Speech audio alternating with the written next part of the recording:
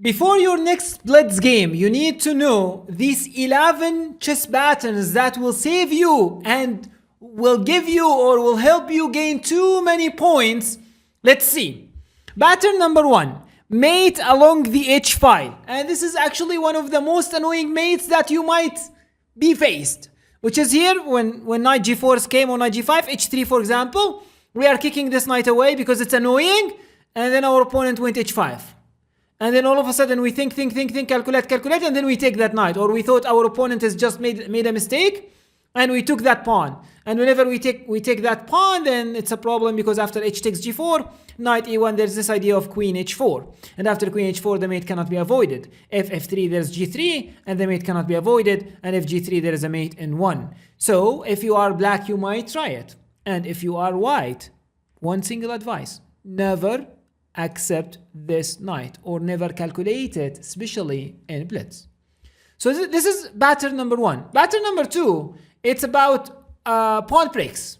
You need to understand the pawn breaks. Here, it's black to play. It's not easy actually to find it over the board if you are not an experienced player.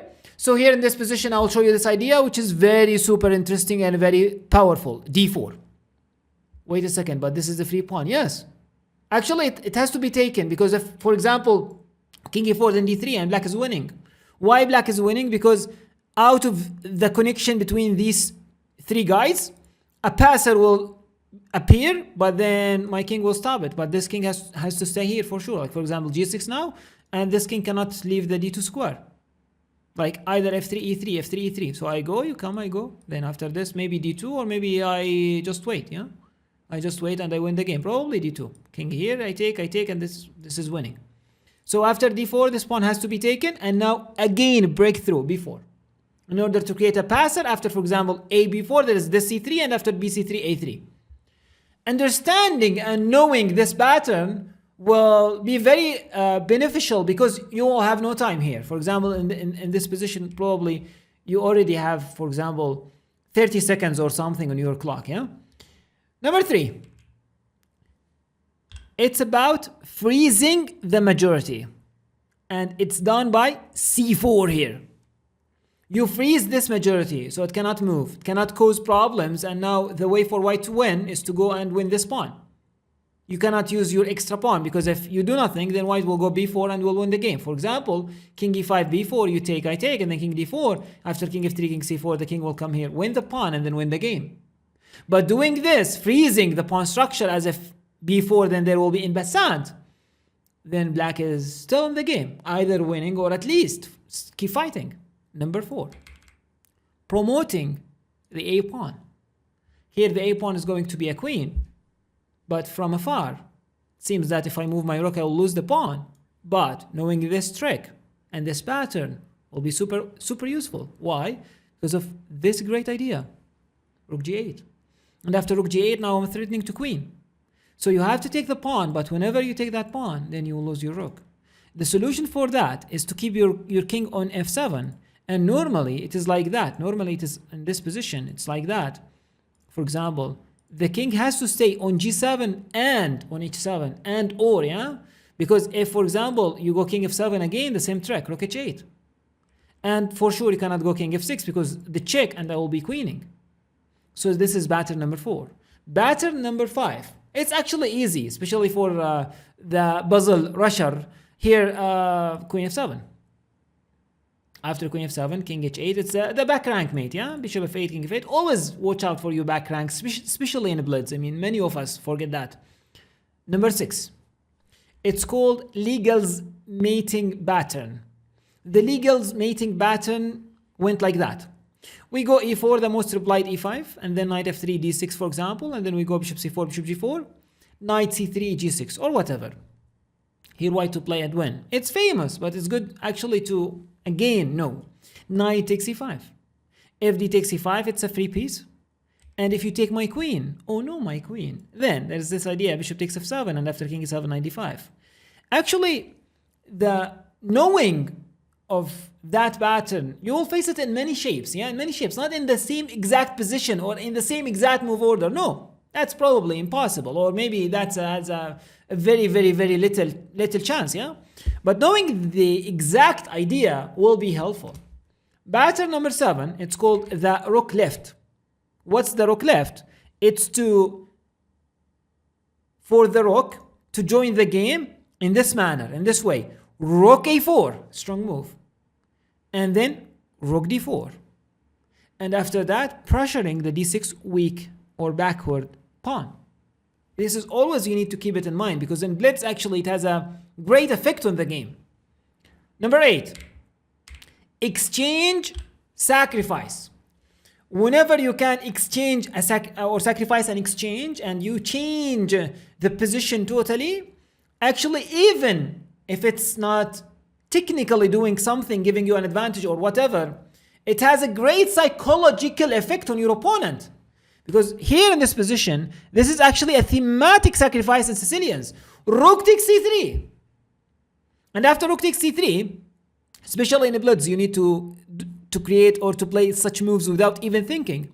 If b takes c3, then bishop takes c4, followed by knight b6, and then knight d5, and maybe d5, maybe a5, a4, knight c4 sometimes. Black has a great game. Queen c7, rook c8, pressuring the c3 pawn. Already you have a pawn for the exchange. And if queen takes c3, then again bishop takes c4, and knight d2, for example, attacking, but then knight d5 attacking here and there. And after queen b3 takes, and then bishop b7. Bishop pair, center, great position. And probably safer king, yeah? Because of the movement of the f pawn and the strength of the bishop pair. Number 9, flank attack. I mean by that is, whenever your opponent has g6, you go h4, h5. Let's see quickly this game between Fischer and Bent Larsen. Fischer is white and Bent Larsen is black. After d6, d4, takes, knight f6, knight c3, g6. And actually Fischer has that famous quote, like just exchange the bishops and h4, h5 and sack and mate, yeah? So bishop e3, bishop g7, f3 first. This is super important move. Supporting e4, stopping any sort of knight g4 ideas. Queen d2, I mean castling and then queen d2, and here knight c6. Actually here I prefer this move, bishop c4. Because after queen d2, after knight c6 still, now bishop c4. Why I prefer bishop c4 over long castling? Because now black has a nice positional, maybe sacrifice you might call it, d5 in this position. You sack a pawn, but that's super nice. Because it changes the criteria of the position. Because after d5, for example, knight takes c6, b takes c6, e d5, c d5, knight d5, knight d5, queen d5 looks stupid for black. Why? Because white now is threatening to exchange queens or asking to exchange queens. And in the meantime, threatening the rook. But black has the creative solution to that problem, which is queen c7. And after queen c7 now, if you take my rook, then there's this idea of bishop f5. Threatening mate and threatening the queen. Yes, you will have 2 rooks for the queen, but I have attacking chances against your king, and this is actually a very playable position.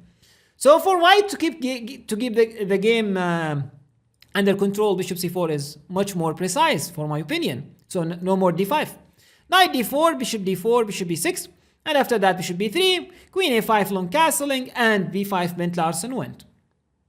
Fischer just improved his position on the queen side, and after b4, knight d5, bishop d5, rook ac8, bishop b3 back, saving the bishop. After rook c7, now actually after stabilizing the queen side, Fischer started what's our pattern about the flank attack, h4.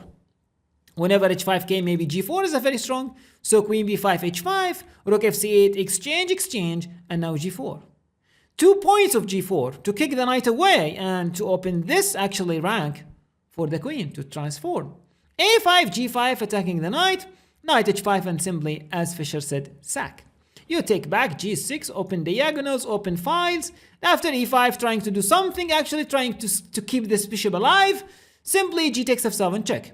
King f8, bishop e3. Now attacking on d6, trying to support that or defend that. E takes and then rook takes f7. d6 superpower, and now this is actually under fire. Rook f6, bishop g5. The rook is under fire again. Queen b7, bishop f6, d7. And after rook d8, queen d6, Bent Larsen went on to resign this game because after bishop e7 there is this nice checkmate, queen h6. So flank attack. Whenever you see g6, especially g6, h4 with the short castling will be annoying, especially guys in Blitz will be super dangerous.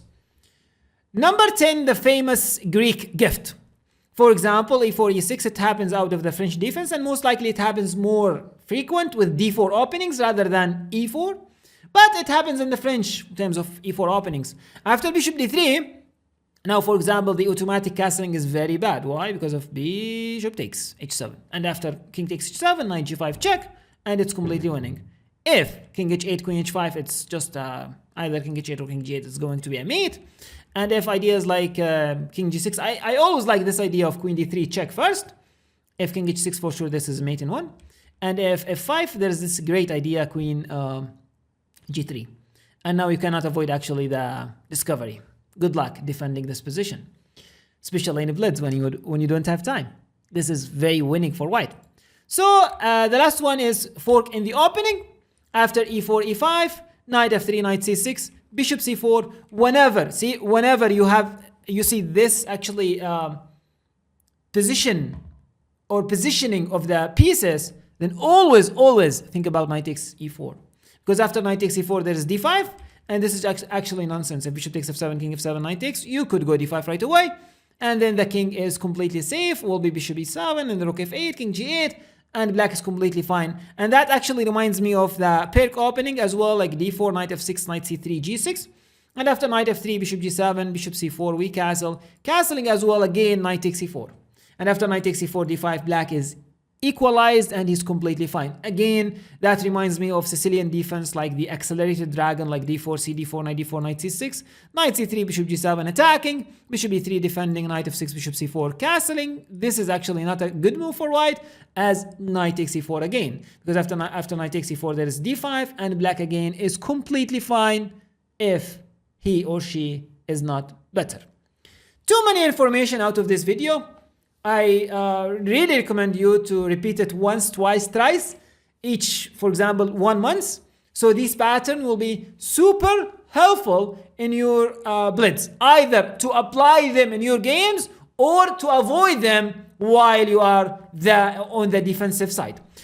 That's for today's video. I hope you find it useful, attractive, and see you soon.